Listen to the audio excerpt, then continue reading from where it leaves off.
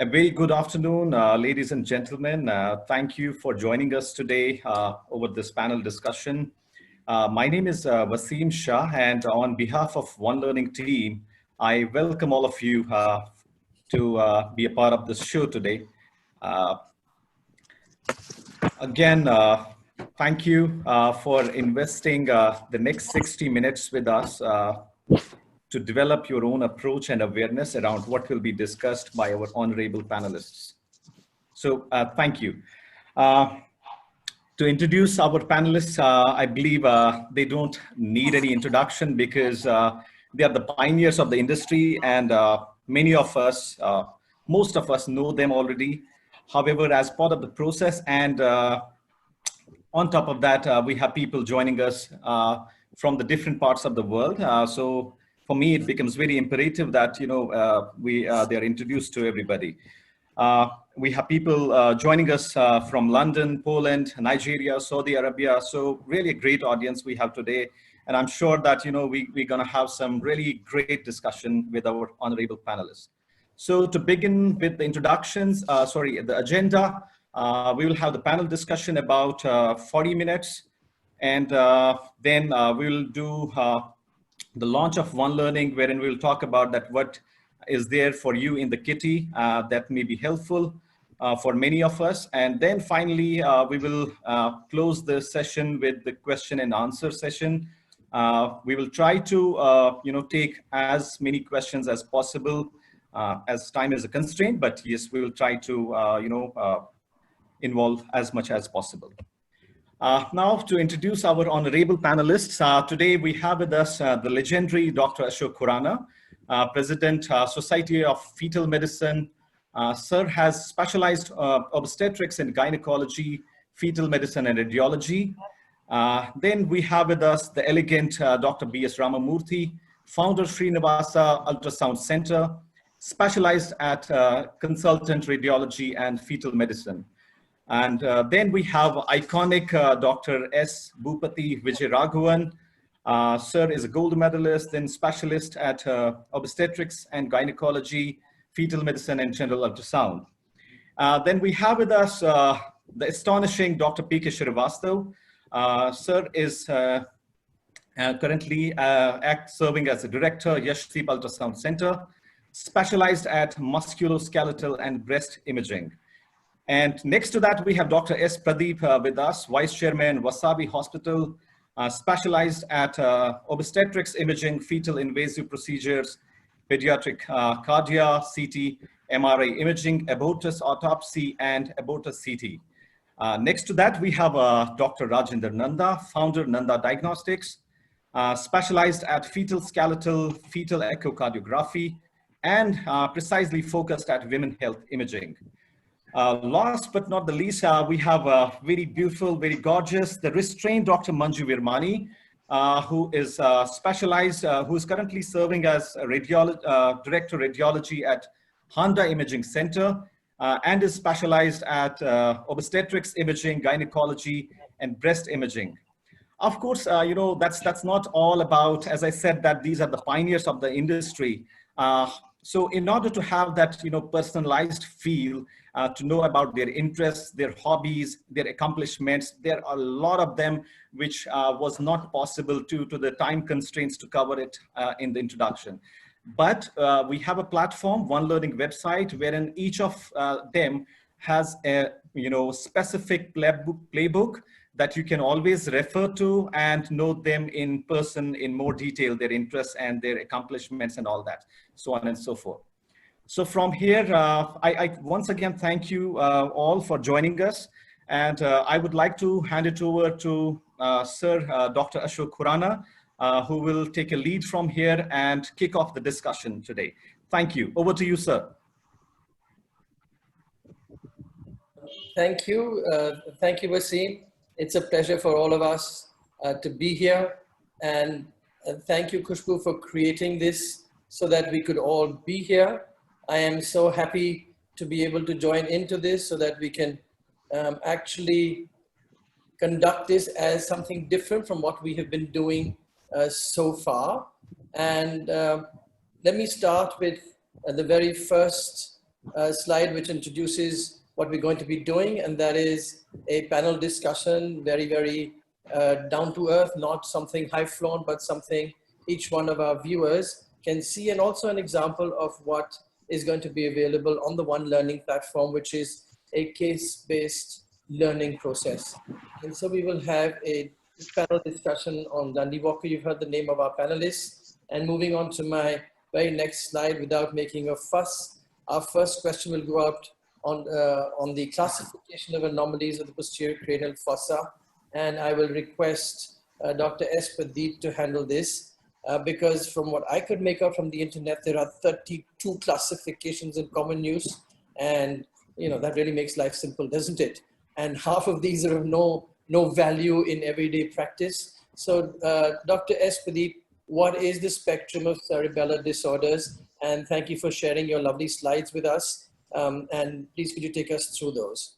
Yeah, thank you, Dr. Khurana. So at the outset, the classification may look quite complex, but if we try to understand them based on certain anatomical findings, it really isn't very complex and it's quite simple. So when we have a suspected malformation of the posterior fossa, the first major broad classification which we would like to do is to see the cisterna magna.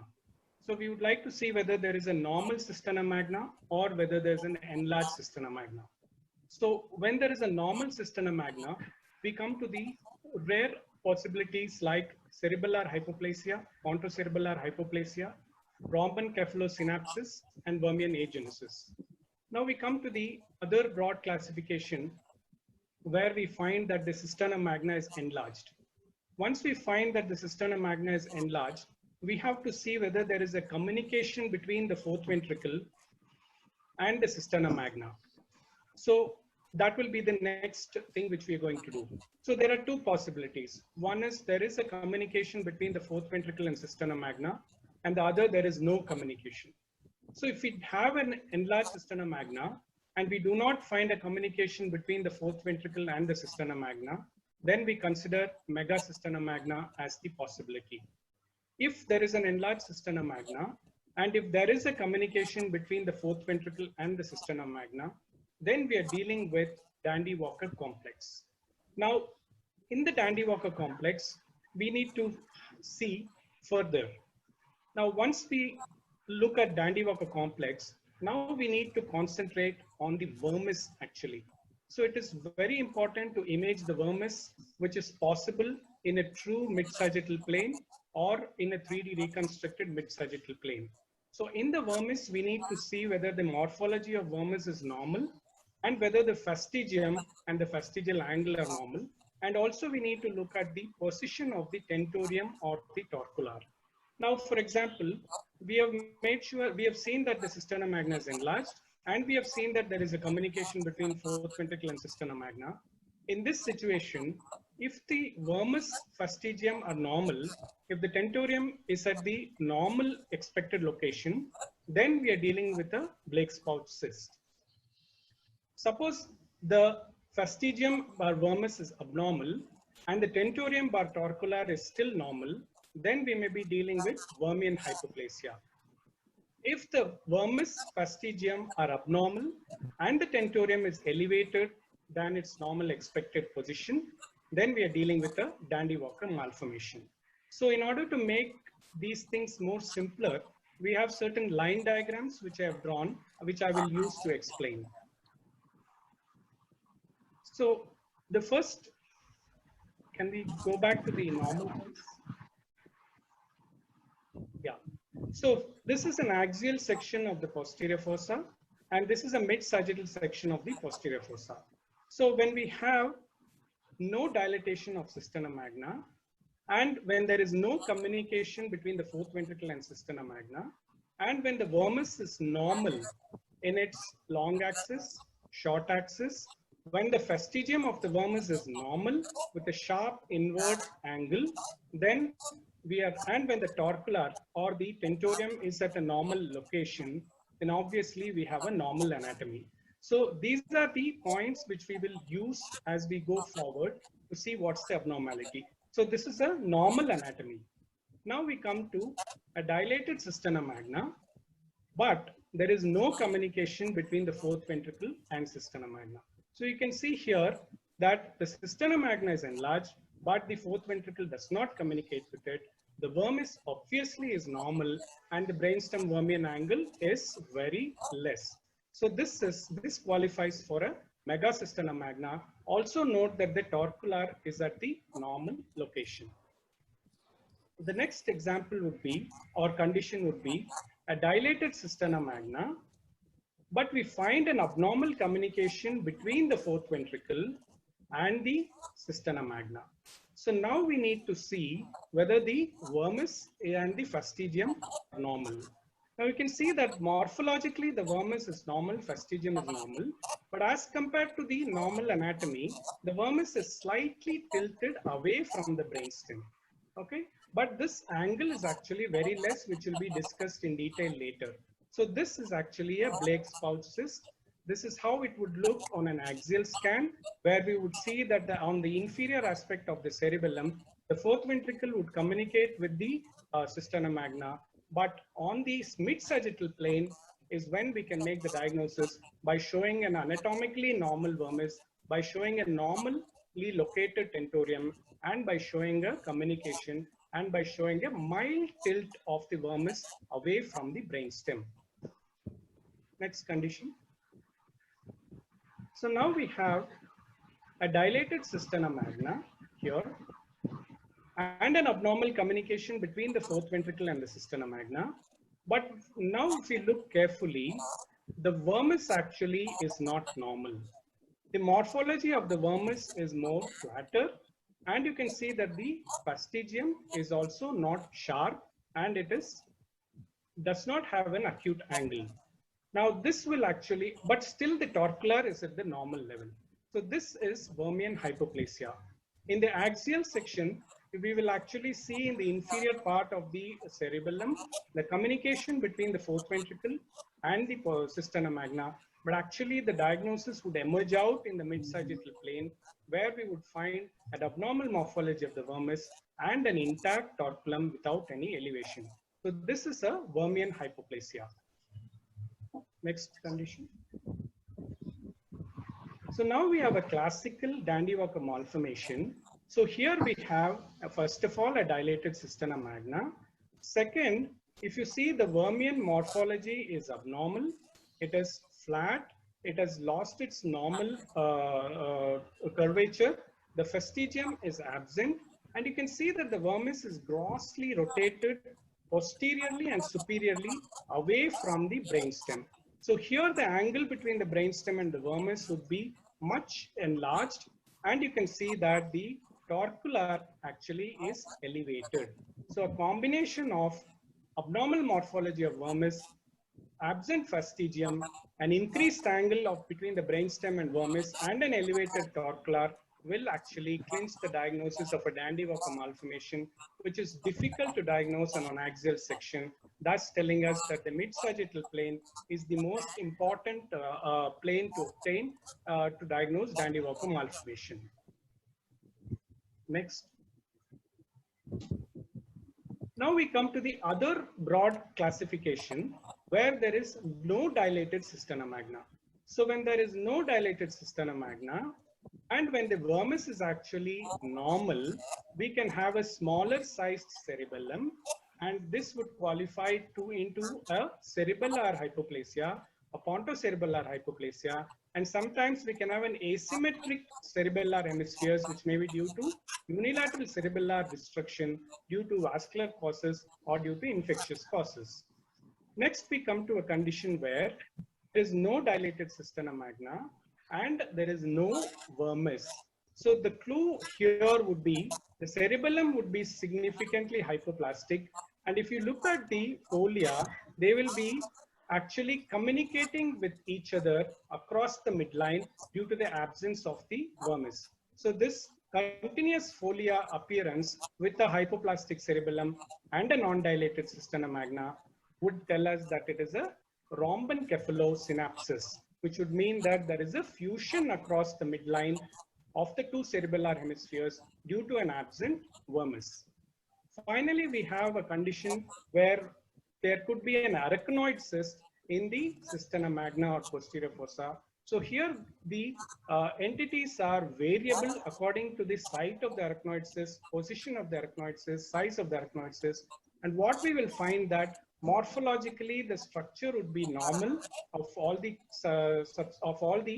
criteria which we use, but there will be displacement of various organs or structures of the posterior fossa due to the presence of the arachnoid cyst. So thus with the help of mid-sagittal plane, axial plane, the points to be seen are the Wormian morphology, the fastigium, the angle between brainstem and vermis, the location of the tentorium, and whether there is a communication between the fourth ventricle and cisterna magna, and finally whether cisterna magna is dilated. So once you have understood these entities, then we can remember easily all the types of various conditions which come into classification of posterior fossa or posterior cranial anomalies. Thank you indeed, Dr. Pradeep. That was extensive but very, very useful because of those wonderful slides you had sent us with the line diagrams. Thank you. And I move on to my next panelist, Dr. Ramamurthy. A, thank you for being here. B, thank you for giving us the most charming book on neurosonography that we could ever have.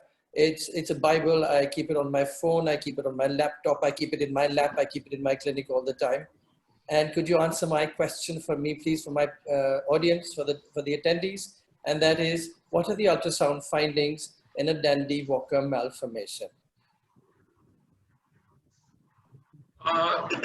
Good morning, everybody. First of all, thanks to Khushbu and Ankur for bringing us together on this wonderful platform. Thank you, Ashok, for being the thread across this discussion. We've had a wonderful start. Pradeep has taken us through the line diagrams and explained to us what is an open fourth ventricle, what is actually the normal vermis, how is it angulated, what are the differences between the individual lesions in the Dandy-Walker complex. So now we're going to try and see how we can translate this into ultrasound pictures. Ashok, can I go to the next slide? Right. So normally in our, can I start with the next slide? We'll come back if needed. Can we go on one slide forward? Yeah, thanks. So we all do an anomaly scan around 18 to 22, 23 weeks. And a part of the anomaly scan is looking at the intracranium, studying the normality of the intracranium. And out of the three planes that we have, the transventricular, transthalamic, and the transcerebellar plane will hold the clue for us in a case of Dandy-Walker malformation. So what do we see in the posterior fossa? We see a huge cystic area that we are not usually familiar with. That catches our eye very easily. It is bang in the midline. It's bang in the midline. It's going in between the two cerebellar hemispheres, displacing the hemispheres towards the petrous temporals and compressing them as well. Look at the linear compression that this has caused. So this tells me that there is a hypertensive cyst in the posterior cranial fossa. This cyst is in the midline and it is playing and pushing the cerebellar hemispheres laterally. Now with this, I need to look at the supratentorium also. And supratentorium, of course, in this particular case, you're able to see the temporal horns of the lateral ventricles which are dilated, the frontal horns of the lateral ventricles which are dilated. You also see a bit of the third ventricle which is dilated, and therefore I know that this is a posterior fossa cyst with a frank or a gross ventriculomegaly happening in the supratentorium.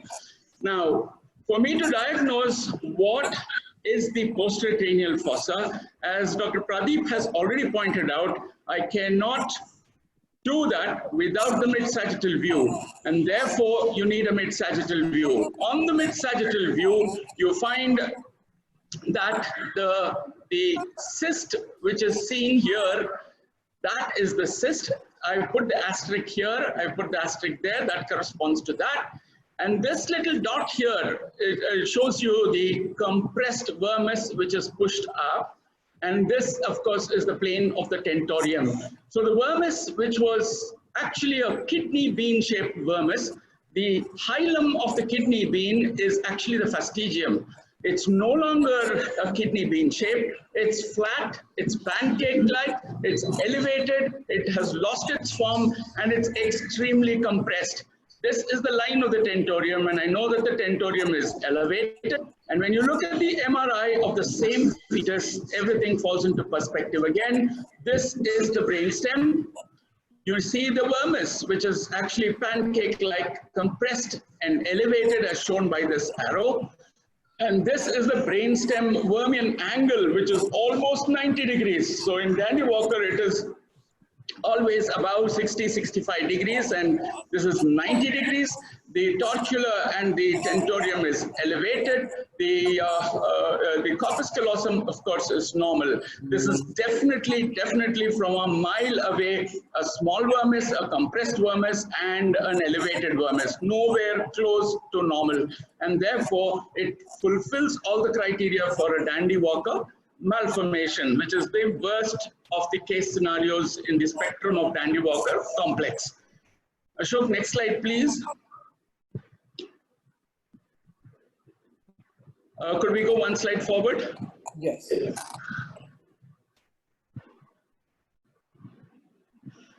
Right. So therefore, this would be the summary. In Megacisterna magna, you have vermian size is normal, the kidney bean fastigium normal, the vermian form, the shape is normal. There is no rotation, but the cisterna magna is large. There's no communication on the axial section. That's normal.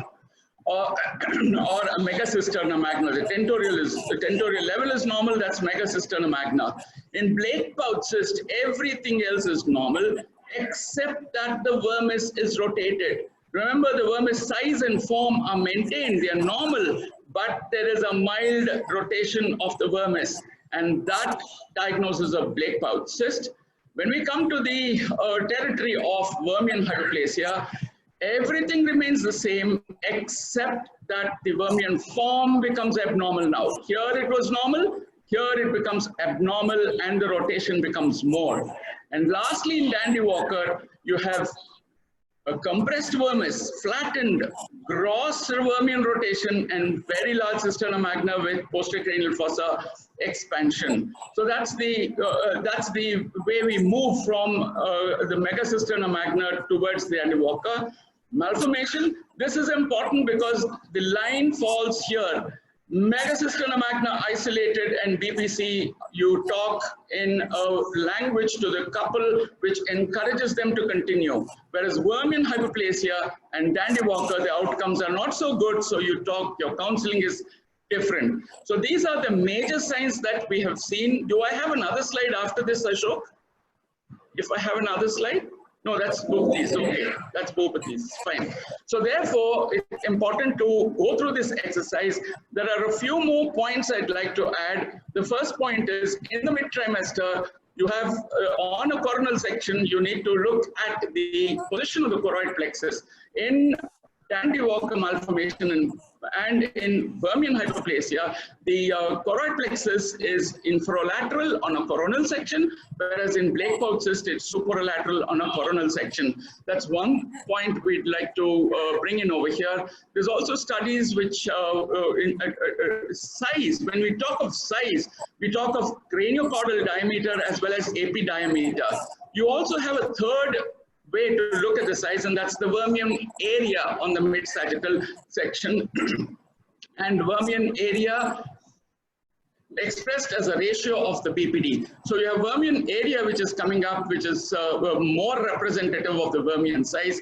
And lastly, we should never forget that Dandy Walker malformation can also present in the first trimester as a very large increased intracranial translucency.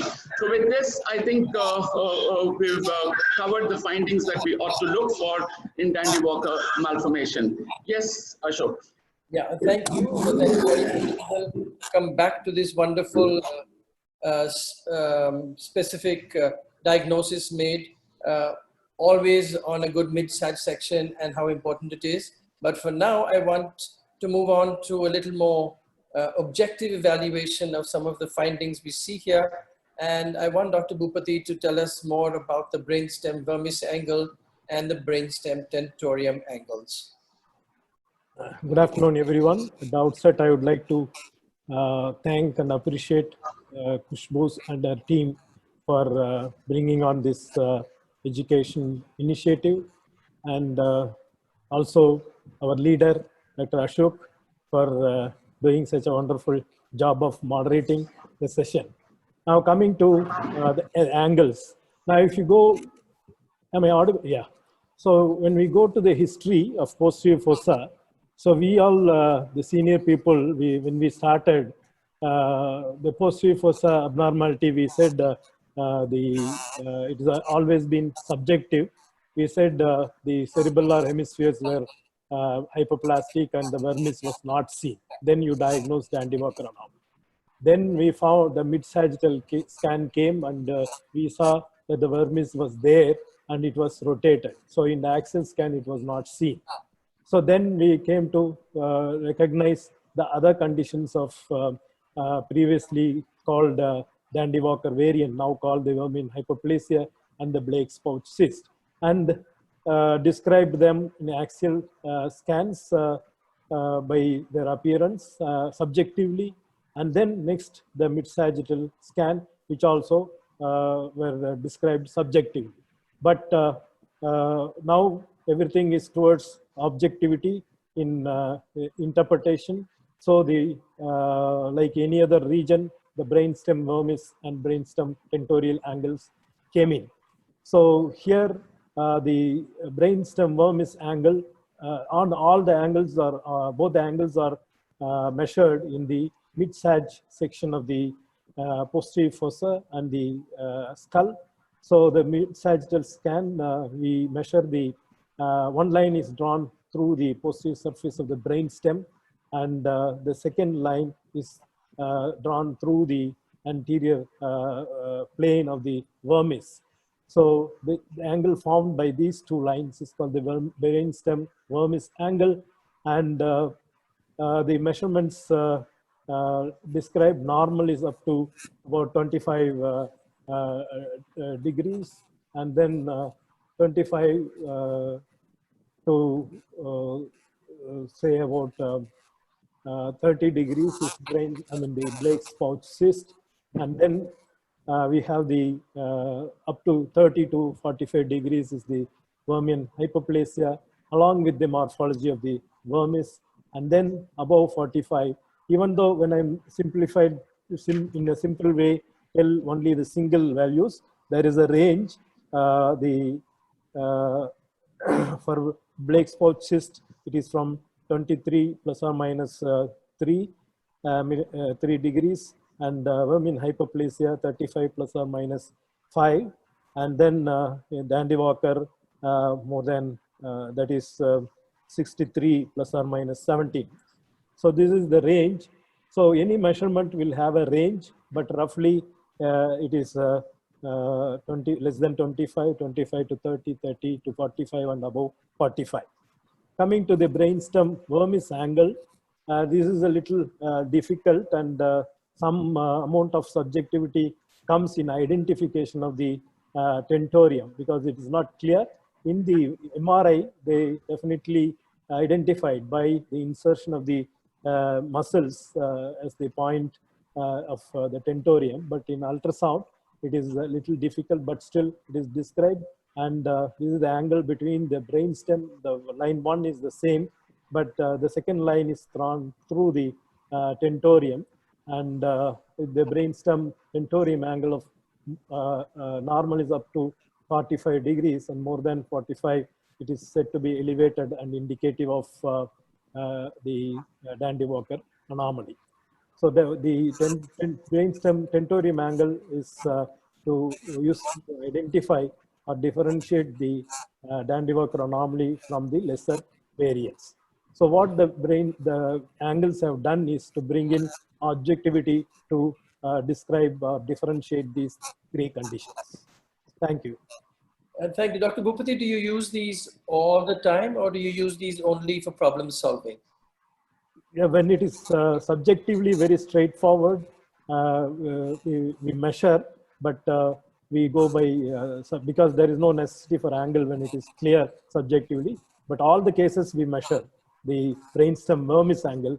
We are not started the measuring the brainstem tentorium angle because there is a lot of inter-observer error in this brainstem tentorium angle. Yeah. Thank you so much for clarifying that. And we move on to our next speaker, Dr. Nanda. We know that a lot of the results of Dandy Walker in a pregnancy is going to depend on the associations. And so could you tell me about the genetic and the syndromic associations of the Dandy Walker malformation? Good afternoon, everybody. I would like to congratulate Khushbu and Ankur on this great initiative. And thank you, Dr. Khurana, for moderating this wonderful session. I shall primarily be speaking on two things. One, what are the associated abnormalities with Dandy Walker malformation? And other, what is the inheritance pattern of Dandy Walker malformation? Friends, whenever you pick up a case of Dandy Walker malformation, always look carefully for any associated cranial abnormalities, because about half the cases would have some other cranial abnormality, and most of them would be midline abnormalities like agenesis of corpus callosum, encephalocele, and holoprosencephaly. But all other organ systems should also be carefully looked at. Look for any congenital heart disease, any facial clefts, or any urinary abnormalities. Then I move on to the inheritance pattern of Dandy Walker malformation. Most of these cases occur sporadically. When I say sporadically, I mean that they occur in individuals without a family history. And if you see that in isolated cases of Dandy Walker malformation, the risk of recurrence is very low, 1 to 5%. This low risk of recurrence suggests that either there is a de novo mutation, or there is a somatic mosaic mutation, or there is a complex genetic inheritance. Then we move on to the chromosomal abnormalities which are associated with Dandy Walker. In more than 50% of the cases, some or the other chromosomal abnormality is found. And trisomy 18 and 13 are the commonest, seen in about 30% of the cases. But also rule out trisomy 9, triploidy, any partial deletion or duplication at the long arm of chromosome 3. Remember that in about 21% cases of Dandy Walker malformation, there would be an affected sibling. And in about 16% of the cases, there would be a parent which would be affected. From here, I move on to the syndromic association of Dandy Walker malformation. Dandy Walker malformation is a ciliopathic genetic condition. What that means is that the primary cilia, which is absolutely essential in signaling the embryonic cell division and migration, is abnormal. This pathophysiology of ciliopathic genetic condition is what Dandy Walker shares with a lot of syndrome in which it is one of the features. The few common syndromes it features in is Walker-Warburg, Merkel-Gruber, Aicardi, New-Lexova. In Walker-Warburg, Dandy Walker is associated with eye abnormalities, lissencephaly, a migration defect, and encephalocele. It is an autosomal recessive condition. Merkel-Gruber is also an autosomal recessive condition in which, along with Dandy Walker, we have encephalocele, post-axial polydactyly, and polycystic kidneys.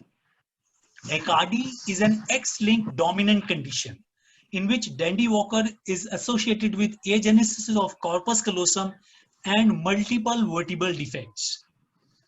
New-Lexova is an autosomal recessive condition in which Dandy Walker is associated with lissencephaly, microcephaly, proptosis, severe joint contractures, subcutaneous edema, and severe fetal growth restriction.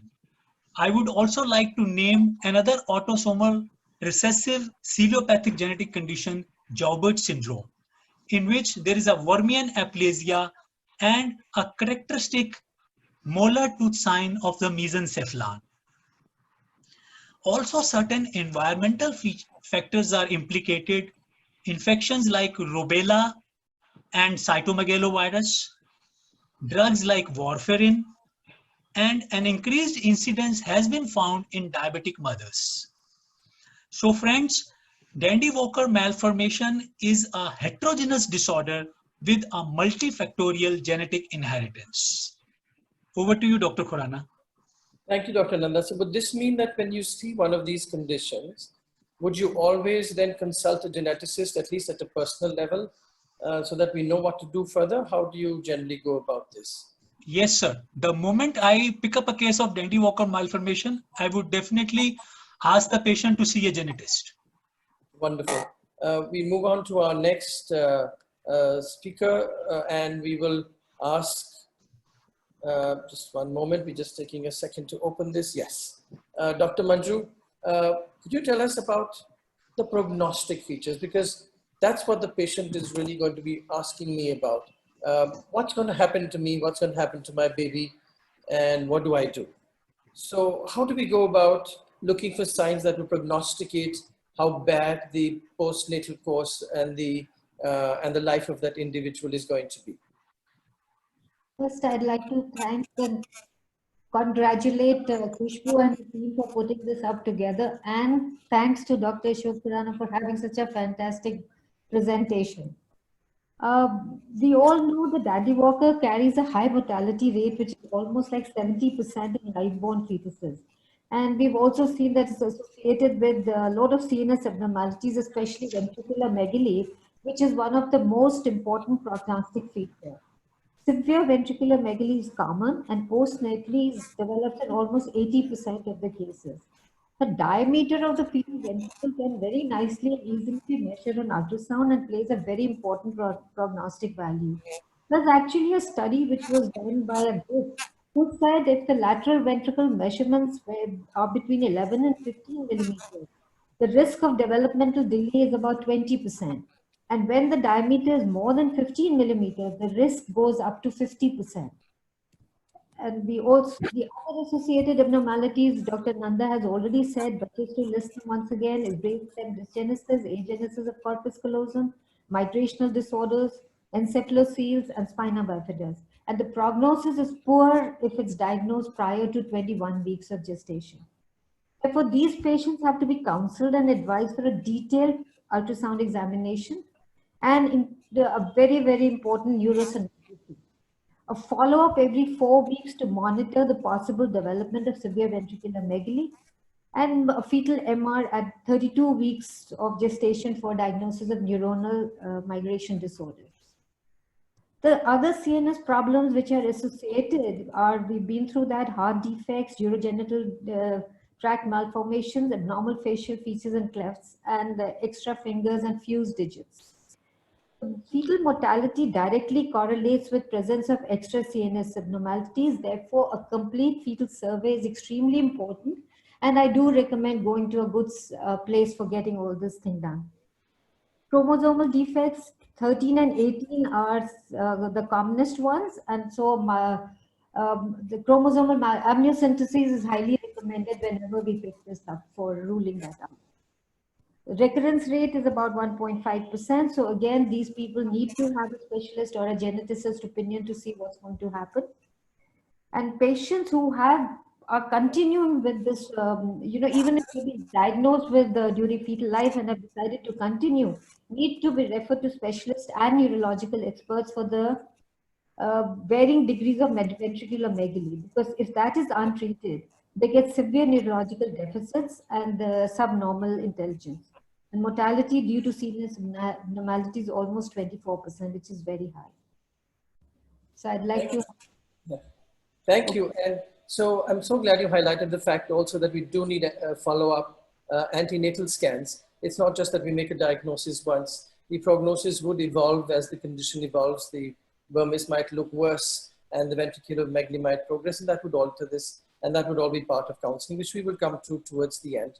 And now finally, we have a case, and we've heard a lot this afternoon.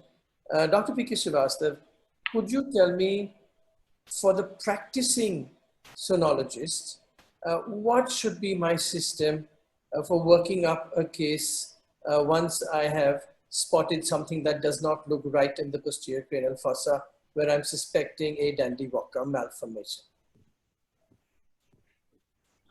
Thank you, Dr. Khurana. First, I want to thank Team Khushbu, Ankur, and Wasim for bringing all of us for such a vibrant panel discussion. And of course, Ashok for moderating it. Yeah, after listening to all this, one thing one has to very, very clearly understand that assessment of posterior cranial fossa is not an easy job. And this is not also one-step study. At times, it becomes difficult to come to a final conclusion before 24 weeks. So we need to do the serial examination. That is very, very important to understand. Second thing, that we have to follow the standard protocols. What Dr. Boopathy has shown us, the BV and BT angles, Dr. Ramamurti, and the different sectional plane study, and most important, it is mid-sagittal plane. Like, it is very difficult to give comment on Verman hyperplasia on axial section. If you are suspecting, then you need to do the mid-sagittal plane. So importance of the mid-sagittal plane is very, very important. Yes, at times you are not getting good view and the baby is not cooperative, then you have to use the high frequency probes. And in early detection, like in first trimester, if you are suspecting on transabdominal, always go for transvaginal ultrasound to have the better resolution of the fetal brain. What you think is normal on TVS, with a magnified view, you can see the evolving pathology or evolving posterior fossa pathology like cisterna magna or early Dandy-Walker complex or Dandy-Walker cyst.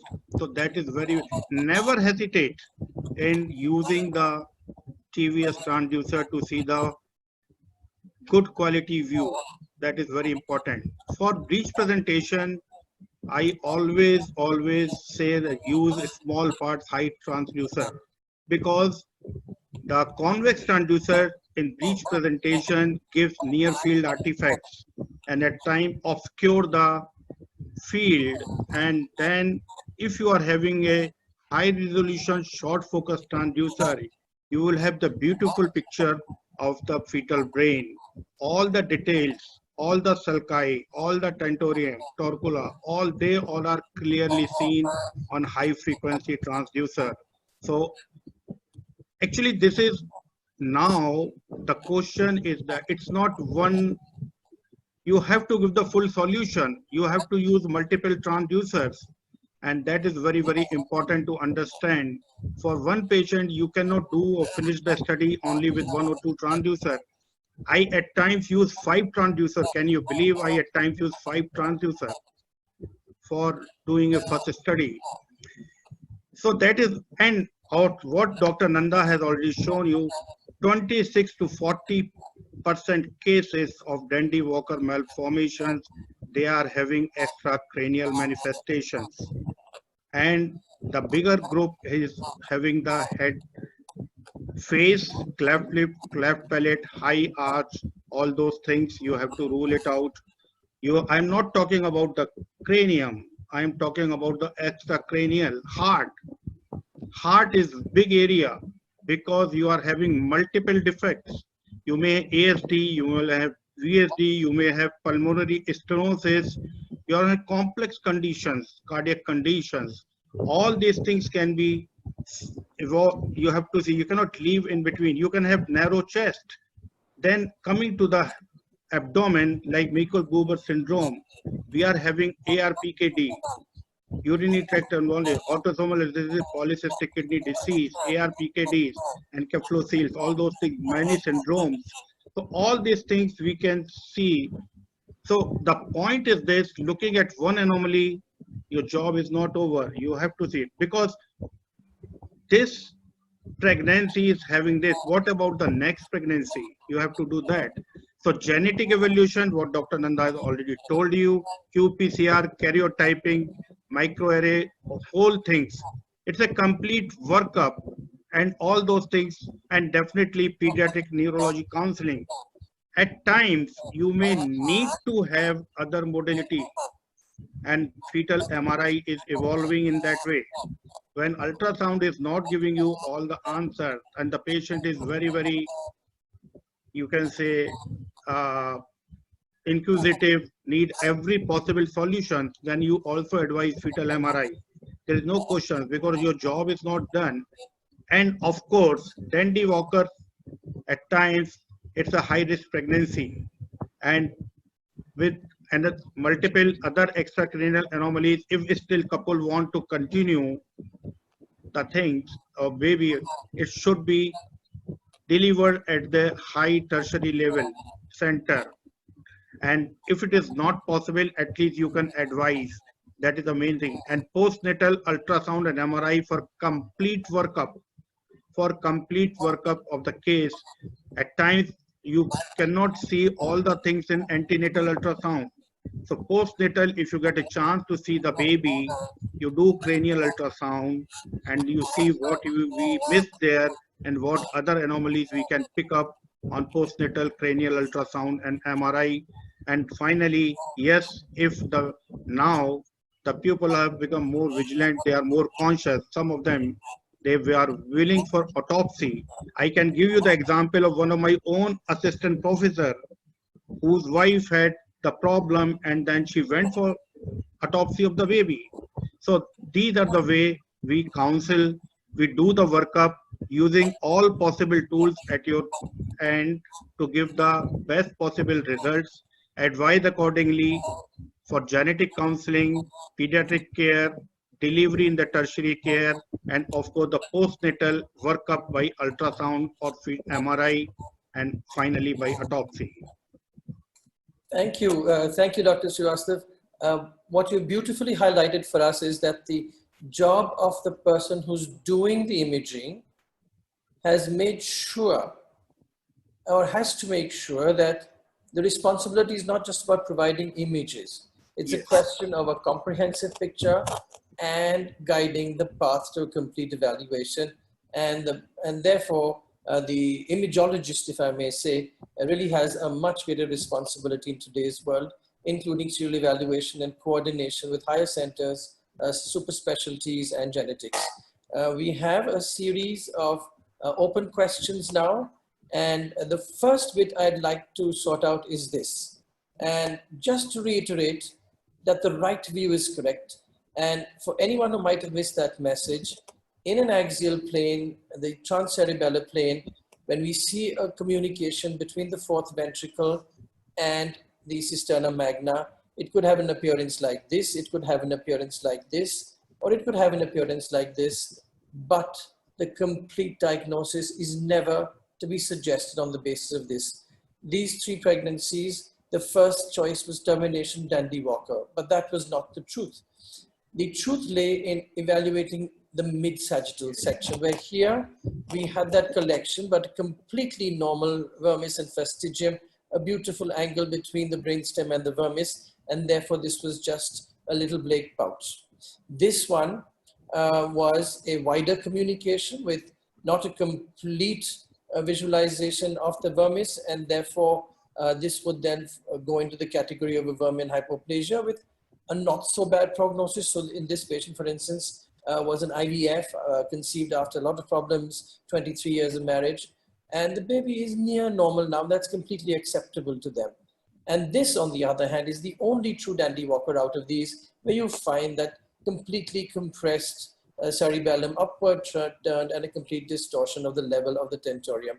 So please try and ensure that we want to do a good job, all our attendees should realize the importance of a sagittal image, so-called midline sagittal image. And here is where I want one of our panelists to comment on this. We often, at about 17 or 18 weeks, find a little tiny communication here between the fourth ventricle and the cisterna magna. We see a beautiful cerebellum. When we want to see it, we try a multi-slice and it shows a beautiful cerebellum. But somewhere in between, we see this little peak coming in. And should we just label all of these as normal, or are these just to be emphasized as Blake's pouch? Comment from anybody who's willing to stick their neck out and say, look, likely Blake pouch. Yes, Dr. Nanda. Yes, sir. This is a Blake pouch cyst. We can see the wall of the cyst also. Yes. And we can see an intact vermis. Correct. So we can reassure ourselves there and then. At most, if this was an 18 weeks plus thing and I had a little bit of a doubt, I might say, okay, call them back at 20 or 22, but that's only to reassure myself. But we don't say, okay, big hole in the back and small hole now might become big. And here is something where we always try, particularly the head was presenting, to do vaginal view and also to try and do one of the 3D techniques in case my direct visualization was not good enough. My next slide is this. And this is from Dr. Ramamurthy's book again. And Dr. Ramamurthy, could you tell me again, you had shown us these cases in your book, and could you run through these findings as a revision for our attendees? Okay, again, we start off with the transcerebellar view, which is an axial view, basically, a midline cyst. Again, the same signature displacement of the cerebellar hemispheres, laterally compression on both sides. And when I use, this is the transabdominal probe. When I use the transvaginal probe, look at the jump, look at the quantum jump in the resolution that you see. You can even see the walls of the cyst which is herniating out. This is the cerebellar hemisphere, fourth ventricle, communication, and this is the ballooned out Blake's pouch, which is now so hypertensive that it is creating a larger cranial postcranial fossa and an elevated tentorium as well. You can see the Blake pouch cyst walls very, very well here. And again, on the transvaginal view, a mid-sagittal section looks absolutely exquisite. You can see the brainstem. This cyst is hypertensive. It is so much high in pressure that you can even see the brainstem being stretched out and displaced. The stretched out look of the brainstem, and this hyperechoic. Remember, the vermis is always hyperechoic. It's hyperechoic because of the number of bile folds it has, and therefore the signature of the vermis is its echogenicity, and this is how this echogenic vermis is looking. Nowhere close to the kidney bean. There is no fastigium, flattened, pancake, elevated. And this is the tentorium, which I've shown also again elevated. And this is classically one line along the dorsal aspect of the brainstem, the other line along the ventral aspect of the vermis. Measure the angle off, and it's greater than 60-65 degrees or so. And you can do all your other renderings. And this is a 3D. I have shown using the surface rendering, showing you the internal aspect of the cyst. So do you always, yes, Ashok, Dr. Ramamurthy, do you always do it 3D or do you largely do it 2D? If I get a good view, or the one thing we should realize is any abnormality that we meet up with on the axial views, you leave axial and you have to go to the ended neurosonogram, which means 4 more coronal planes and 3 more sagittal planes. If I'm able to do all that transabdominally, bar transvaginally, depending upon the head being down in the pelvis or whether it's up in the fundus. If I'm able to achieve all this, yes, That's about all. But it's always better to take a volume, especially if your pictures are very good. You can do a volume. For example, you can do your coronal over here. You can do your coronal over here. Those are the choroid plexuses that you can see here, which are down and below instead of above. So when you have a volume and you want to get another finding which you have not stored in your 2D clips or in your stills, you can always go back to your volume and recover what you want. So it's not a bad idea at all to be liberal on volumes, especially when you're getting a certain plane very well, be it transabdominal, be it transvaginal. Transvaginal, of course, is the preferred route. Thank you. Dr. Ramamurthy, the literature says that black pouch says contents are more anechoic than the cisterna magna. Do you able to appreciate that difference? Do you able to appreciate that on transabdominal ultrasound, or it is better seen on transvaginal? Yeah, on transabdominal, you can see it if you use the transabdominal high frequency. Now you have transabdominal high frequency, let alone your the high frequency linear transducers. You now have high frequency convex transducers also, which give you brilliant images. I think if you go up on your frequency, you will see this subtle difference between in the echogenicity of the contents within the pouch versus without the pouch. It's possible, but transvaginal would be very good. Second best would be transabdominal high frequency approach. Okay. Thank you.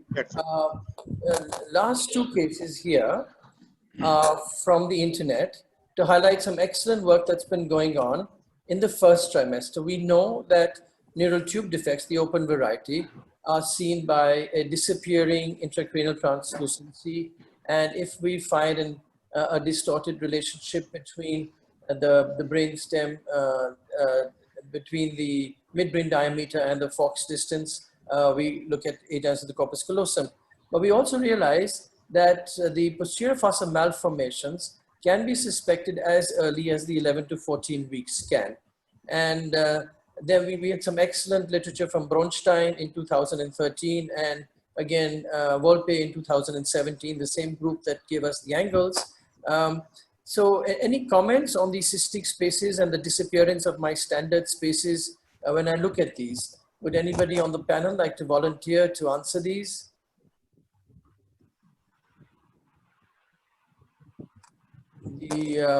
Instead of seeing nice lines here. Yes, Dr. Ramamurthy.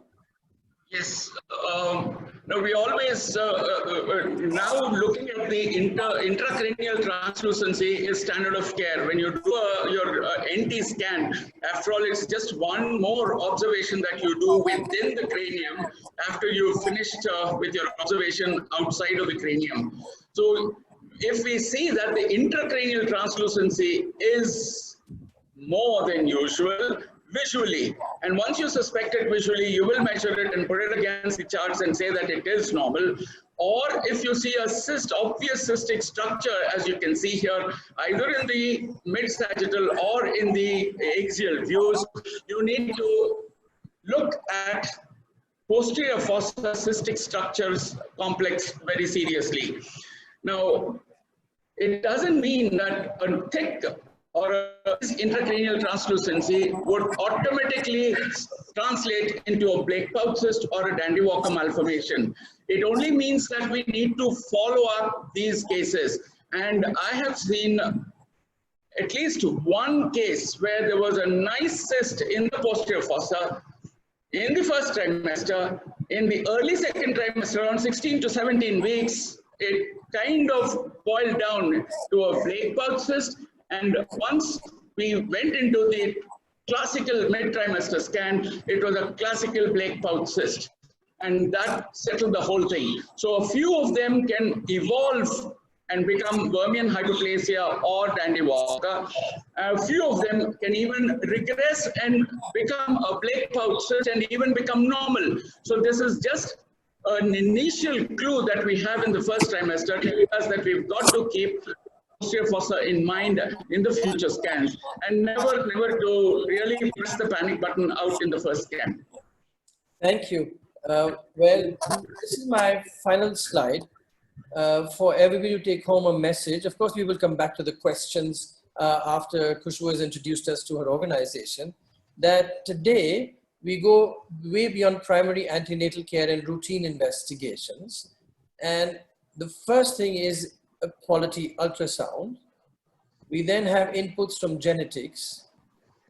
We then have inputs from various specialties, and in this case, at least a pediatric neurologist, and sometimes people might want to meet somebody else from pediatrics, and the neurosurgeon needs to tell them that, look, this is not a surgical abnormality, and guidance towards postmortem as we had. The important thing is that we have to realize that the patient wants good counseling, and we've discussed that to a great extent already, that what will happen to my baby now on, and Dr. Manju told us what are the prognostic factors. What is likely to happen to my future pregnancies, and we've heard about genetics. And therefore we will then opt either for masterly inactivity or some sort of optimal advanced antenatal care. Like, so look, we might need a place because of the associated cardiac abnormality or a facial cleft, so deliver in a tertiary center. There is no in utero medical or surgical treatment that we can undertake in this situation, but we give them the perspective that sometimes we can, and of course appropriate care at that. And all of this will come from teamwork. So we can't, as specialists in imaging, anymore sit in our little silos and say, look, this is my ivory tower, beautiful image, go away. We have to go beyond. We have to become the pivot in patient management. We have to accept that we no longer advise clinical correlation. We advise that I am your pillar for clinical correlation. I know your case has been 3 or 5. I will follow you up. My team will follow you up. And I can advise you on what you need to do. You can choose either these people or you can choose someone of your own. You could opt for terminating the pregnancy, but that would be your choice, and so on. So I thank my participants so far, and we will come back to all of this when we have our questions ready. I'd also like to take this chance to thank one of our participants who's got to leave early for another webinar, Dr. Pradeep, but the rest of us will hang on for the next 10, 12 minutes. And we want Khushbu to tell us a little more about her organization and how we can exploit this great treasure trove of knowledge that she's putting together for us. To Khushbu, please.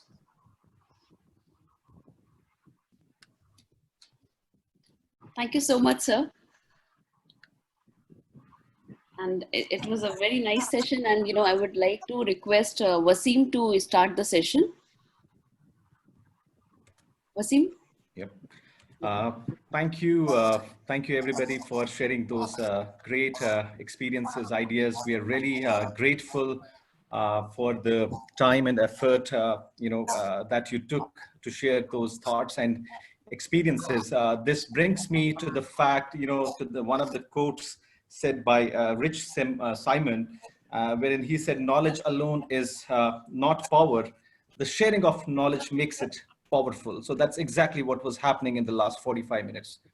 Now, I would really like to take you through, some, what homework we have done with One Learning coming into the picture now.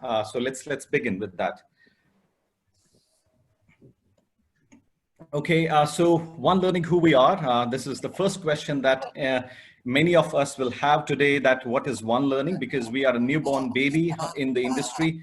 We are a privately owned organization since 2019, headquartered in Noida, NCR, who possess the deep industry experience in the L&D and healthcare space. Currently, if we look at the physical locations, we are currently based off in Lucknow. We have an office in Lucknow, then Srinagar. If you want to learn more about One Learning, we have a website, onelearninghealthcare.com. So to detail a bit about our team, this is our executive management team who have put together the ideas with the guidance of the people who were there in the panel today, that, how we put this together. It's myself, who is responsible for the overall business strategy. Then we have Khushbu Srivastava, who comes from the healthcare industry itself and has a very great track record of 15 plus years. Lastly, she was leading Samsung Healthcare as a product manager. Prior to that, she was associated with GE Healthcare. And then with me, I have my co-partner, Srivastava, who works with us in the Chief Operating Officer capacity. So I would say, to keep the lights on, he's the man. And today, if we are connected, I think it's really because of him. So I really would like to thank him. Thank you, Ankur. Okay, so what we tried to do, with One Learning was, we tried to do some ground check, some sort of analysis, some need analysis, that what is happening on the ground, and what are the pain points, the challenges that we may face, in our day-to-day life in this particular industry, and then how these pain points could be addressed via the solutions, and then how those solutions could be turned into the offerings. And this is what One Learning is all about. Okay, now let's begin. So technology gaps as one of the pain points that we could see in the healthcare industry was the technology gaps. We know that, we live in the digital era wherein, there are a lot of dynamics every month, every 6 months, every year. Technology is evolving, and to keep up with that pace, it becomes difficult sometimes.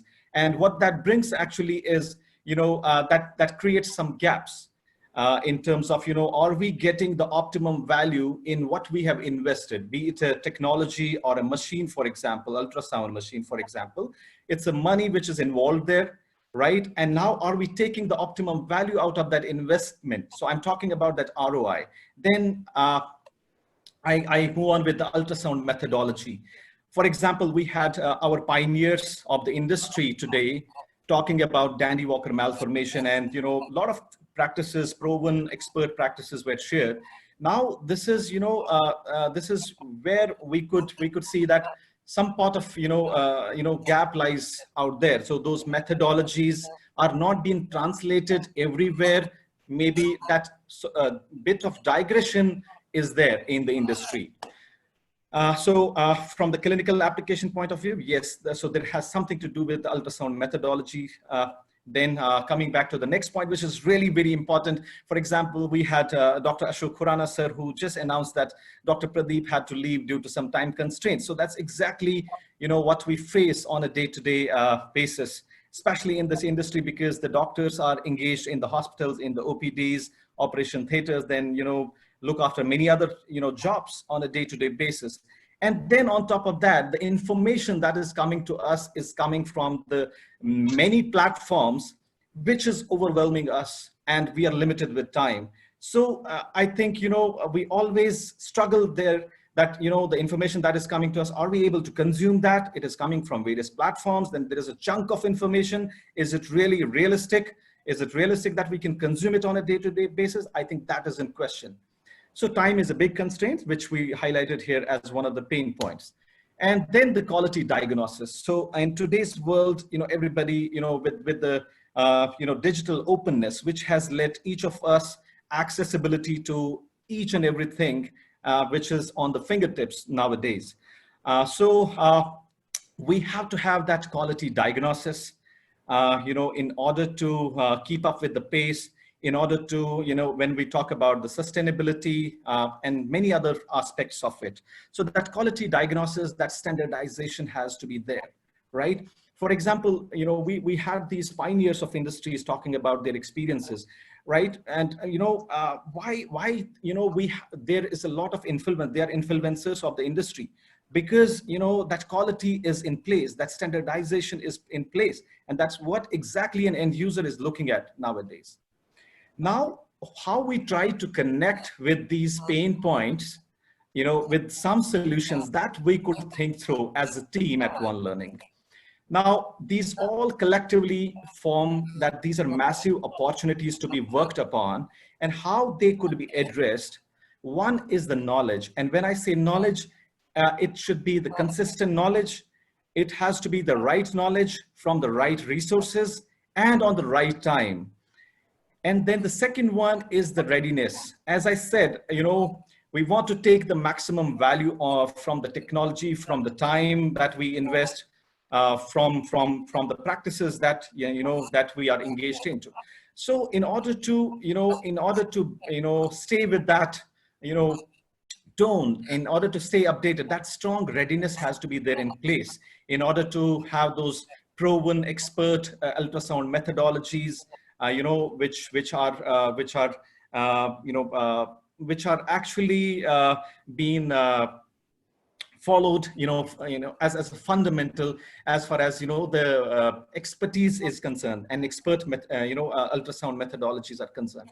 Then with time, what we try to do is, since time is a constraint, so what we need to do is we need to speed up, because if we can't, if we can't do anything with time, we have to deliver our responsibilities, then something has to be there which brings that speed. And how that will come up, you need to have that right subject matter expertise, and how that right subject matter expertise will come is from the right knowledge and that strong readiness, that enablement. So that will bring us that right subject matter expertise, which could address the constraints like time. And finally, this is pretty much important. We had a huge audience today joining us. Why? Because we had the right people today with us, who you were there to address your questions, your queries, and to abreast you with the facts and findings around the topic which was getting discussed. So we need to have those right people, and we need to associate with the right people. So by KOL, we mean key opinion leaders in the healthcare industry. So we need to associate with the right people to get the quality diagnosis and to bring up ourselves up to that speed. Right now, while we are discussing, what could have been the possible solutions to the pain points that we discussed, what we tried to do as part of One Learning is we tried to formulate a strategy that how we could turn them into the offerings. And this is exactly what we are going to show you now. So our global service offerings look like this. So we tried to bring one platform that is one for all and all for one, which is, we have every industry expert, every influencer, or we may call them the pioneers, the gurus of the industry. So we tried to bring and synergize it on one single platform, so that you don't have to struggle to run here and there, so that everything could be leveraged from one single platform. And especially I would like to emphasize on one point, which is the beauty of this model, that while you are learning, and if you are passionate about teaching, you can always partner with One Learning. The doors are always open. You get the platform, and you can teach also. You can share the knowledge, right? And then the second one I come to is case studies. As I was telling you, that there is a lot of information coming, which is, an avalanche of information and not realistic to consume, on a day-to-day basis. What we try to do with case studies is we try to put some due diligence, some data intelligence behind the data that is coming to us. And, as we've been, working in the industry, in the, L&D and some other things. So we try to pack those practices to create some sort of strong knowledge enabler for you, wherein you can have the scenario-based training, role-agnostic learning curriculum. Maybe somebody is a radiologist and only radiology may make sense, and somebody a gynecologist, cardiologist, something like that. So it's purely a role-agnostic based approach, and then a lot of interactivity in that, just to keep you engaged with the content. Then the third part that I would like to talk about, the solution consulting, which is the next service that One Learning offers. So sometimes there may be a case that while we are learning something, while we are consuming any sort of content from the offerings, there may be some questions that may, come, that may arise with time. Now, what we try to do with solution consulting is we have a group of expert community sitting on the engine, and wherein you can always, book a slot under that model, which we are going to talk about later. And then you get those, best practices, the, kind of solutions to what you have raised as a question, as an objection handling. Then next comes the One Help Desk, which is a 100% reactive support engine, and totally SLA driven, because time is a big constraint in this industry, and we want to deliver within time, because it is very imperative that things are coming to you on time. So it's proper, it's a complete SLA driven model. And also, there is an artificial intelligence chatbot. We call that Myra. You can always chat with Myra on the chatbot and get your queries addressed out there. So purely reactive, you can always raise your queries with that. Then the next comes the best practice sessions. So today, what was happening on the session, our experts, our gurus, they were sharing their industry experience, the best practices that are proven, that they have implemented, executed in their life, and they are already proven. So we try to leverage those best practices to rest of us to become confident and to do the better reporting, to have that confidence and know all what's, whys, and hows around the topics. So that's exactly how the best practice sessions work here. Now, quickly, I'll take a look at the why One Learning is the right platform for you. There are a few things that I would like to cover here. It's a global coverage. It gives you global coverage since we are, having a subscription-based model. So you don't probably need to go somewhere and purchase it or maybe consume the learnings. So while you are sitting, for example, in this pandemic time, while you are enjoying the space at your homes or maybe at your home office, you can subscribe to it. So this is a global coverage across the world. You can, opt in for this subscription. So it's very strategic. And, we have that commitment, we give you that commitment to deliver from the industry pioneers and with some reasonable pricing. Then it's a one platform, as I was telling before as well, that we try to bring everybody together under one umbrella, because that was pretty much important to save the time, to save the energies. So, and I'm sure, we agree that, when we combine the energy, so it becomes a full powerhouse. That's exactly one platform, provides you. So all KOLs, key opinion leaders under one roof. Then it's a pay-as-you-go model. So we know that your money is involved, your time is involved, and we want to be very sure that you pay for something that is making sense and that is actually somewhat helping you.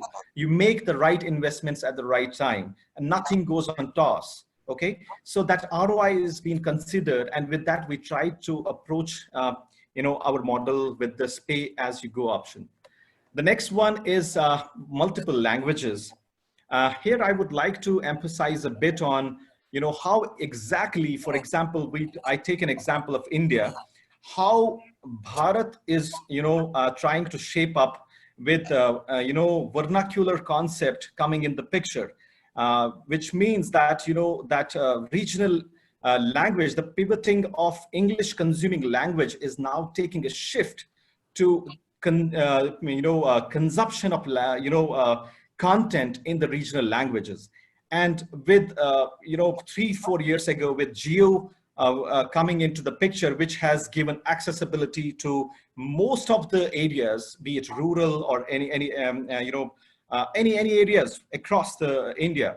So with that, people are finding that confidence, and they're finding that ease to consume the content in their own languages. So that vernacular concept we try to bring here as a model. And currently we are having this availability in Arabic, Tamil, and Bengali, but the journey is on. So the languages will keep on adding with time for the content materials, the learning materials that we will be servicing to our consumers. Then the game-based learning. So one of the aspects of learning is not what we do. I think it is nowadays, it's more about how we do it. We have to keep our learners engaged. We have to make the learning content very interactive so that we don't feel that it's a one-way traffic and doesn't make sense to me. So what we try to do with this game-based learning concept is we try to put that gamification, didactics, in the learning curriculums to make it more creative, engaging. And then we try to put some, some flavors, some rich training flavors, methodologies to it, so that, you could learn in the most possible, easiest way, and also within your time limits on a day-to-day basis. So with that, that will be all from my side. But to have that real-time look and feel, I would really request Khushbu Srivastava to take it over from here, and please take us through the website and show us how the subscription model looks like and how I can opt in for the subscription. Over to you, Khushbu. Thank you.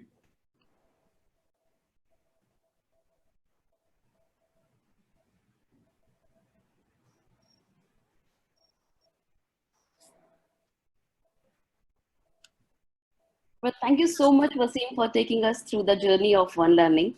Hello, everyone. This is Khushbu from One Learning. It gives me a great pleasure today, and I feel really honored that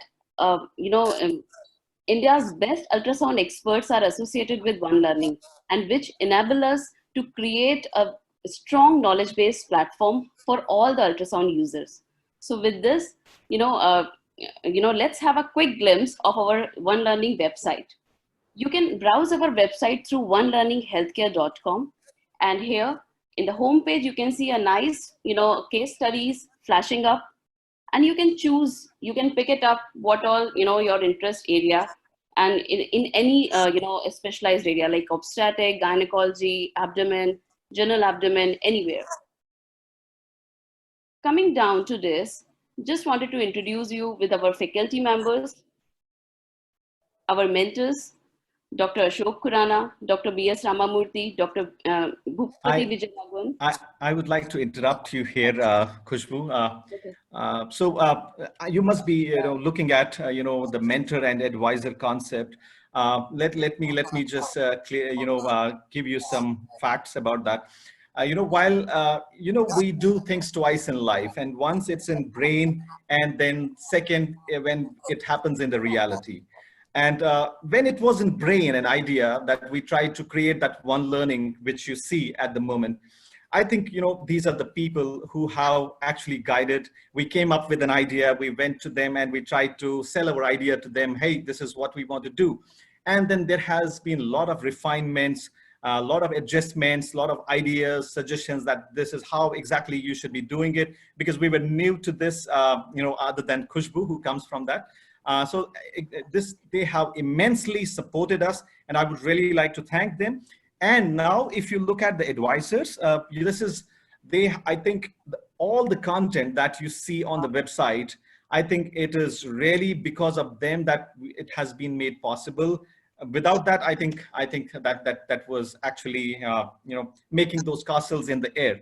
So really thank everybody. Over to you, Khushbu. Sorry. Thank you so much, Wasim, for this. So here is our website, and then if you go down, you can actually find out our trending solutions, like we are our offerings on the case studies and other aspects. And also we are going to put some newsletters, the weekly newsletters, the video of the month, upcoming events, and also there will be few games flashing up on the screen. You can always try that and enrich your knowledge. Here in the sections, you can, if you want to know more about the One Learning, you can go and browse about us section. And in One Comrades, you will get all the details about our faculty members. One solution will give you a nice idea. Let's say if I if I click on this case study, this will route to the solution page, so that I can nicely see the case studies cover pages, and you can explore this further. So you can see nice case studies flashing up in a different segments. We have created a segment for women's health in obstetric, gynecology, and in general abdomen, small parts, peripheral Dopplers, and lots more. So after this, you can explore our insight section as well. And after exploring, if you want to go for the want to subscribe for any of your speaker, you can select your plan and pricing portion. And here from today, our pre-registrations offers are on, and this will be valid till 31st of May. And here you can see all the subscription model in the offerings. If you are looking for a bundled offering, we do have that option as well. We have a solution, a complete package solution for radiology, gynecology, fetal medicine, and the women's health package. If you want to know more about the subscription plan, you can refer to, refer below, and here you will get all the detailing, of that particular offering we are giving in the subscription model. And, last but not the least, we have a chatbot, Myra, and Myra is the AI enabled chatbot. You can put your queries here, and then the Myra will respond within 48 hours. If any kind of queries you have, if you have any doubts on registering yourself through taking a subscription model, or if you have any doubts like XYZ, just click on here, just type here, and then our team will support you. So with this, I would like to request our panelists to say a few words about One Learning. Over to Dr. Ashok Khurana, and then we'll move further for the other panelists. Thank you. Thank you. Thank you, Khushbu. It's nice to be associated with a new approach to learning. We have a lot of standard approaches. We know that the web is going to be the way we're going to learn for the next 1 year. You have to thank Corona for giving you this opportunity. But jokes apart, we know we have to move into the virtual world. We know that textbooks get outdated. We know that access to journals is not the easiest thing. And we also know that the way you and me here in our part of the world like to learn is step by step with lots of arrows, lots of marks, a detailed evaluation of images. And that's not always possible in a live teaching session. It's much easier when you have images in front of you, which are annotated correctly, and then you know how to learn. And I'm so pleased you put together not only these case studies, but a whole bunch of other things that can engage us differently and inspire us not to get bored or go into snooze mode when we go into our reading. Thank you indeed.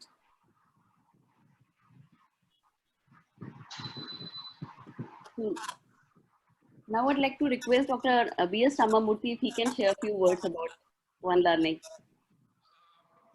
Thank you for guiding us through the website you've made and the way you presented your resources. It's very user-friendly. The way you presented stuff is a lot of thought process which has gone into it. Now, the task for you is to put enough material which will excite anybody to actually jump into this investment and use it to the hilt. And I think you as a team do have that potential. Now, we know we are moving towards digital learning. The whole world is moving towards digital learning, and this is a great, great platform. Please keep up the effort, and please keep up the content. That is extremely important for all of us. Thank you so much indeed. Thank you. Thank you so much. I would like to request Dr. S. Boopathy Vijayaraghavan to say a few words about One Learning. Yeah, as Dr. Ashok and Dr. Ramamurthy said, we are moving to into the virtual world, and this cannot be prevented. It has to be taken advantage of. As we saw today, it was a home room conference which was organized. We had different panelists discussing which takes away the monotonous thing about webinars, and this is one step forward. And another thing is about the case studies, and most important thing is the one-to-one approach which is made available here, which is very difficult to get in any other platform. Thank you.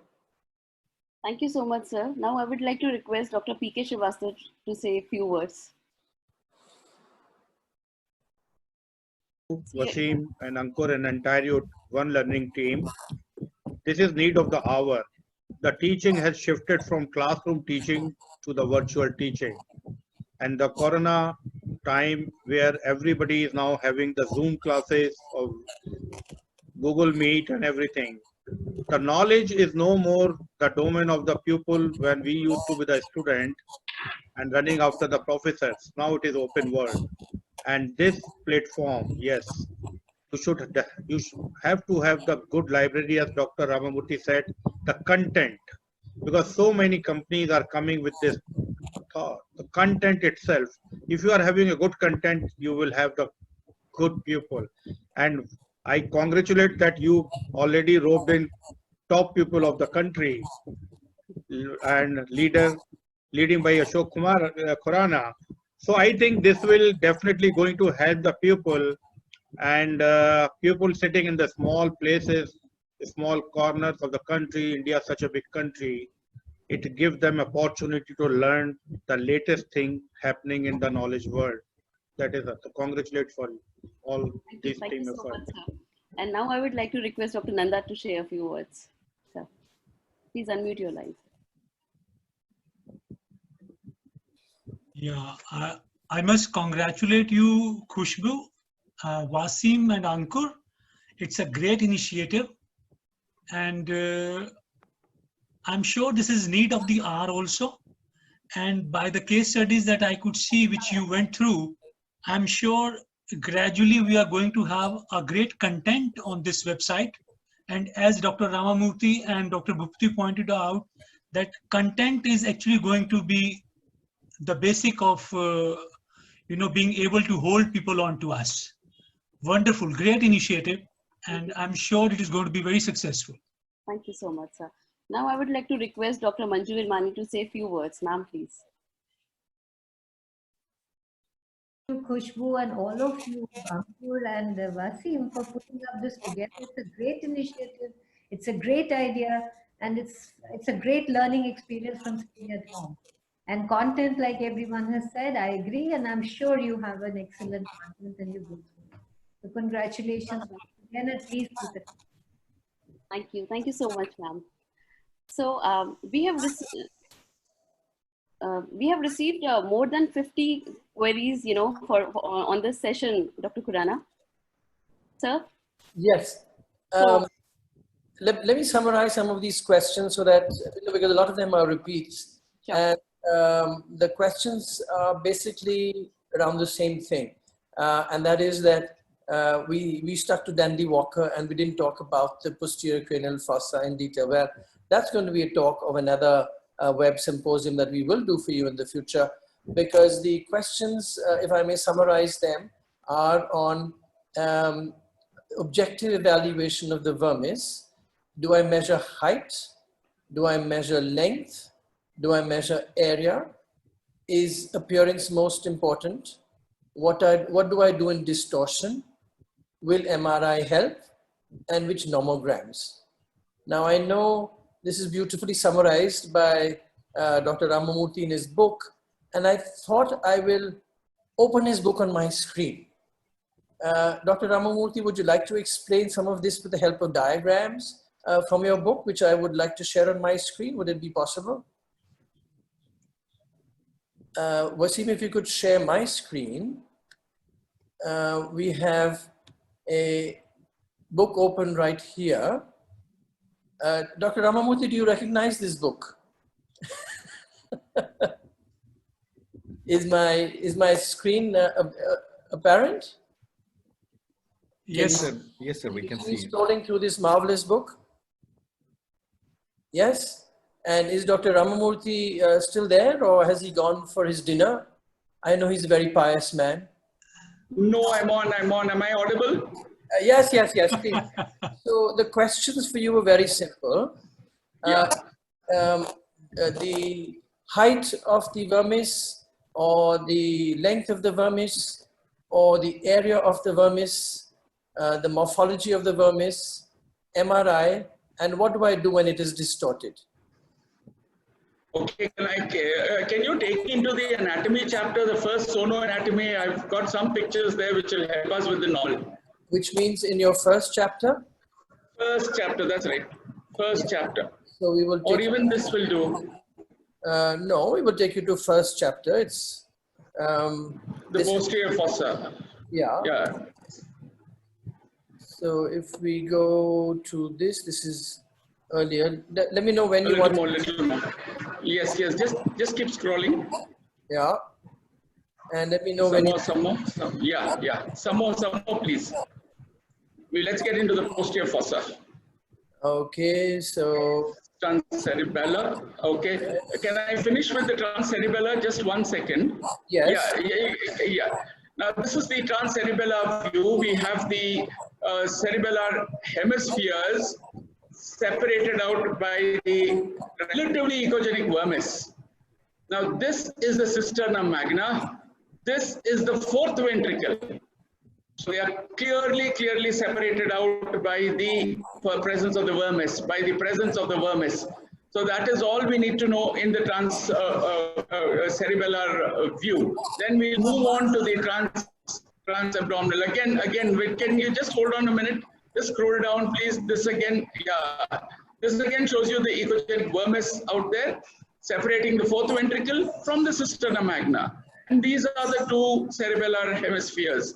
So that is what is most important as far as the vermis goes in the transcerebellar section. This is the crucial area. and this is more echogenic. Yes, yes, Ashok, can I go on to the sagittal section? Just go forward, please.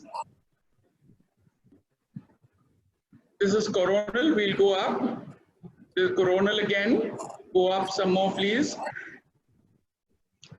Some more. Yes, there we are. Yeah, could you go down a little bit? Okay, now. Yes, we will take this. We will take this. Now this is a 19-week mid-sagittal section, a 20-week mid-sagittal section, and you will see the vermis in the posterior fossa. The vermis is seen like a kidney bean. It's better seen on the 20 weeks for obvious reasons. The development of the vermis is complete by about 20 weeks. So if I have to comment on the vermis, I'm not going to depend on an 18-week scan. I will give enough time for embryology to unfold, for the vermis to form properly. So I'll wait till 20 weeks. And once you see the vermis at 20 weeks, this is how the normal appearance looks. It's first of all echogenic. It's kidney bean shaped. The upper third is the superior lobe. The inferior two-third is the inferior lobe. Now the hilum of the kidney, can you zoom out on this, Ashok, for me? Can you just expand this picture? Is that possible? That would be possible. You're working on a minute. No, that would not. No. Okay. No. Then leave it. I'll manage. Yeah. Just can you point out, Ashok, to the fastigium? Yeah, that little notch over there is the fastigium, and that has to be seen. The kidney bean has to be seen. The outer aspect of the upper pole to the inferior aspect of the lower pole would be the CC, cephalocaudal diameter. Cephalocaudal dimension, whereas the anteroposterior is at the fastigium. From the fastigial point to the outermost aspect of the convexity, that would give us the AP diameter. You have charts for various gestational ages starting from 20 weeks. Anything lesser than 5th percentile would mean a small vermis. Again, here is another picture. Just hold on. This gives us both. Can you just go back to the one which we had? Scroll up, please. Scroll up. Go backward. Yes. Forward now. Forward. Yeah, some more. We came to one MRI picture there, no? Okay. Can we get one back? There was one mid-sagittal section there. Just one. Yes. Just leave it there.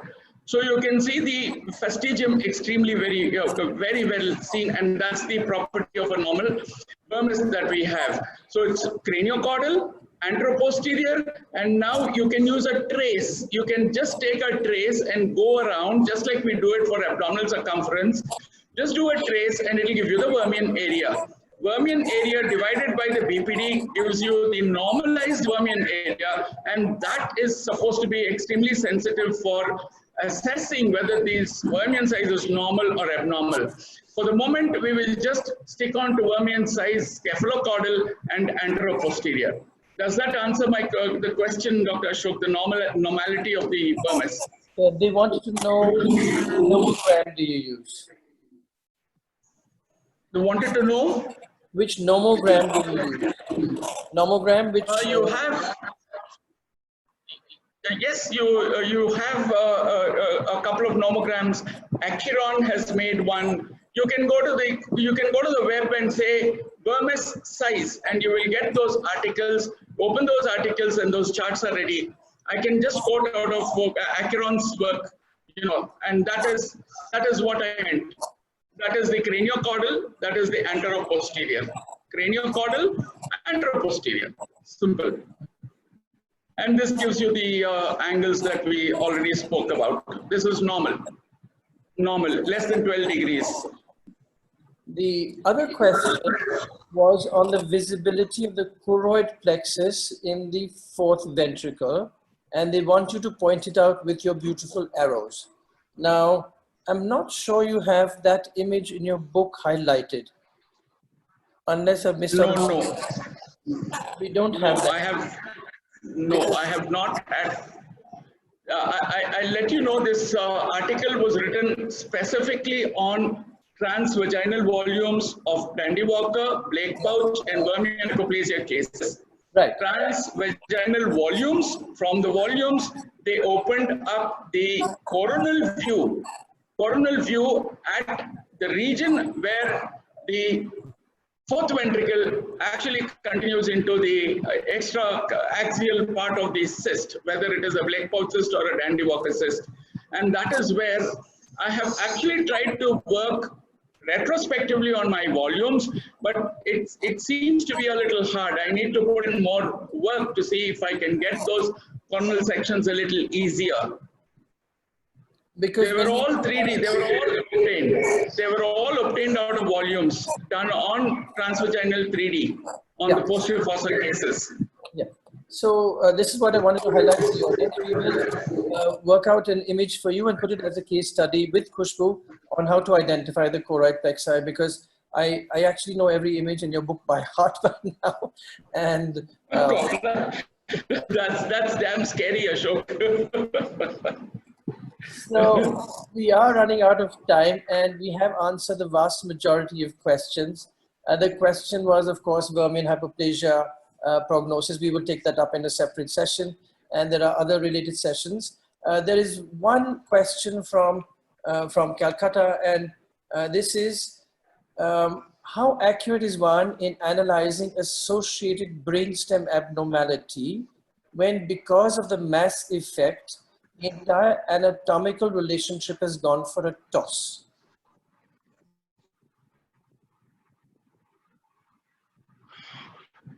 The mass effect due to what?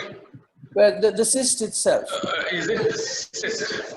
Yes. So if I have massive cyst, say, lying there, and it's distorted everything because it's such a large Blake spout cyst, or even a Dandy Walker cyst, for instance, that I can barely see the vermis. It's so displaced, it's so distorted, so pancake. What do I do? Will MRI? Report it. In fact, the pressure on the brainstem actually translates in postnatal cardiac failure, because the heart, the center for the cardiac activity, the respiratory center, all of them are in the brainstem. So these kids have problems postnatally, and that is why more hypertensive the cyst is, worse is the prognosis. Yeah. Is that also the reason for fetal demise, intrauterine fetal demise? That we probably possible. I mean, I wouldn't discount that at all. Yes. And would vascular landmarks be of any use? Not in the posterior fossa. Yes, in the supraventricular territory, you have the pericallosal artery and the circle of Willis, which can help us. But in the postcranial fossa, no, we are totally dependent on the vermis and its surrounding areas to guide us across. Yes. And one last question, because we've covered up most of them, is that how do we evaluate a dural sinus malformation which is bulging into the posterior cranial fossa? Any takers for that question? Can I? How do we evaluate a dural sinus malformation? That means we have a cystic mass which is distorting the back of the brain and pushing the rest of the brain forwards. How do I assess a dural sinus malformation from a posterior? Okay, now. Okay, now that's a very good question. That's a very good question, because when I saw my own first case of dural sinus malformation, I was totally foxed until MRI put it in the proper perspective, and then I realized that a dural sinus malformation is in the dura, and the dura cannot really really get into either the supratentorium or the infratentorium. It will actually push the entire supratentorium and the infratentorium together forward. So that one single, on the mid-sagittal section, if you have a posterior fossa, so-called posterior fossa cystic lesion, which is actually pushing both the supratentorium and the infratentorium anteriorly, that belongs to the dural plane. It's not in the arachnoid plane. It's not supratentorial or infratentorial. It's dural or extradural, and therefore that is the clue. And both the posterior fossa and the supratentorium and the posterior fossa as well as the supratentorium, both of them are pushed and squashed anteriorly. That gives us the clue. That gives us the clue. Thank you. One last at a point. Dr. Nanda, they want to know if a Blake's pouch cyst increases the incidence of congenital heart disease. No, not really, sir. Unless we have some other markers of trisomy 21, only in that case there would be some associated abnormalities. If it is an isolated finding, it is just a normal variant. Thank you. Now, can we have some closing remarks from our experts, please? Anything that you want to add so that our attendees are benefited? Any last-minute wise bits? I want to add a point on dural sinus abnormality. Dural sinus, if the attendee was asking about the dural auricular thrombosis or thrombosis, where you get the triangle sign, that is the lambda sign, because it is extra dural, that produces the Y sign or the lambda sign, which is very, very characteristic. And while we're on that, Dr. Boopathy, there's a question for you which says, do we need to mention a Blake's pouch cyst in our ultrasound report? Yes, definitely. That is the purpose. To say that it is innocuous, we can counsel better. So we have diagnosed with great difficulty. We should definitely mention so that we can counsel better. Thank you. We have a lot of questions on counseling. Can I just add a point over here, Ashok? One point. Yes. 1 point. If you sweep it under the carpet and you say everything is normal, the other report comes out and said, there is a Blake pouch cyst which was reported before. You found it. I think whether it's a dot in the heart, whatever it is, report what is being observed. True. I would fully agree with you. Would my panelists agree? Dr. Manju, how do you handle your side of Delhi? They love pulling out reports because you're a tertiary center for most of Delhi. How do you handle this?